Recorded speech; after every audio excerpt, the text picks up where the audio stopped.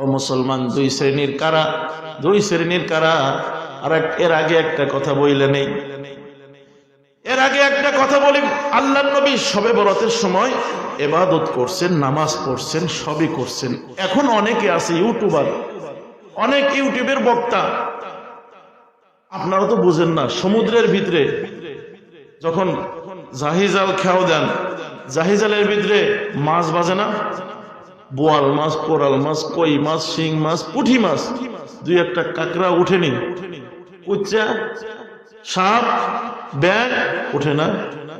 এখন যদি কেউ মাছই না চেনে, ছোট বাচ্চা ধরেন কেবল ভূমিষ্ঠ হয়েছে, ও তো কিছু চেনে না, ওর সামনে যেটা দেবেন ওইটাই খাইব না। ইউটিউবটাও ঠিক তেমন, এখানে দেখবেন হুজুর অনেক আছে, আপনার তো চিনতে হবে কোনটা আসল কোনটা ভেজাল। আমরা তো এখন চিনি না, যার কারণে বিভ্রান্ত পড়ে যায়। কেউ কয় শবে বরাত আছে, কেউ কয় নাই, অনেক ঝামেলা। সারমর্ম হলো এটা, বাড়াবাড়িও নাই, সারাসারিও নাই। কি নাই বলেন, জোরে বলেন। বাড়াবাড়িও নাই, সারাসারিও নাই। বাড়াবাড়ি এক ধরনের, আপনারা বুঝবেন না, যারা চট্টগ্রাম গেছেন ছিলেন তারা বুঝবে। সেখানে আছে এই শবে বরাত আসলে ডেকসি আর ডেকসি, পাতিল আর পাতিল, শুধু রান্না বাড়া, শুধু কি, শুধু রান্না বাড়া। কেউ নাই মসজিদে, কেউ নাই নামাজে, কেউ নাই জিকিরে, কেউ নাই কোরআন তেলাওয়াতে, কেউ নাই, শুধু খাওয়া দাওয়া। এইটাকে বলে বাড়াবাড়ি, এইটা করা যাবে না। আবার এক শ্রেণী আছে আহলে হাদিস নাম এদের। আহলে হাদিস না, আসলে আহলে খবিস। হাদিসের তো ভুল ব্যাখ্যা হয় আহলে হাদিস বললে। এরা হাদিস মানে না, কারণ আল্লাহর নবী তো হাদিসে এই কথাগুলো বলছেন, তো হাদিস তো তারা মানতেছে না। এরা বলে শবে বরাত নাই, আসলে শবে বরাত আছে, আনুষ্ঠানিক ভাবে নাই। কি নাই বলেন, নির্দিষ্ট কোনো নামাজ নাই, নির্দিষ্ট কোনো কি নাই, যে নির্দিষ্ট কিছুই নাই, নির্দিষ্ট নামাজ নাই, যে 12 রাকাত, 4 রাকাত, 8 রাকাত, 10 রাকাত, এই সূরা দিয়া, কুল হু আল্লাহ দিয়া, ফালাক দিয়া, নাস দিয়া, এইরকম নির্দিষ্ট কিছু বই আছে, মুকসিদুল মুমিনিন সহ কিছু বই আছে, এগুলা কোরআন হাদিসে নাই। এটা কি নাই? আমরা যদি এই কথাগুলো আপনাদের না বলি, তাহলে আপনারা ইউটিউব দেখে বলবেন, কি রে হুজুররা তো আমাদের এইগুলা করতে বলে, এই হুজুররা না বলে কেন? ওনরা তো কোরআন হাদিস দিয়ে দলিল দেয়, আসলেই দলিল দেয়। এইগুলা নাই, কোনগুলা? 8 রাকাত, 10 রাকাত, 12 রাকাত, সূরা ইখলাস দিয়ে 10 বার, এইটা এইগুলা কোরআন হাদিসে কিন্তু শবে বরাত আছে। কিন্তু শবে বরাত কি আছে? কেমনে আছে? আল্লাহর নবী সাল্লাল্লাহু আলাইহি ওয়াসাল্লাম একদিন রাত্রে বেলা নামাজ পড়তেছেন, এত দীর্ঘ সিজদা করতেছেন।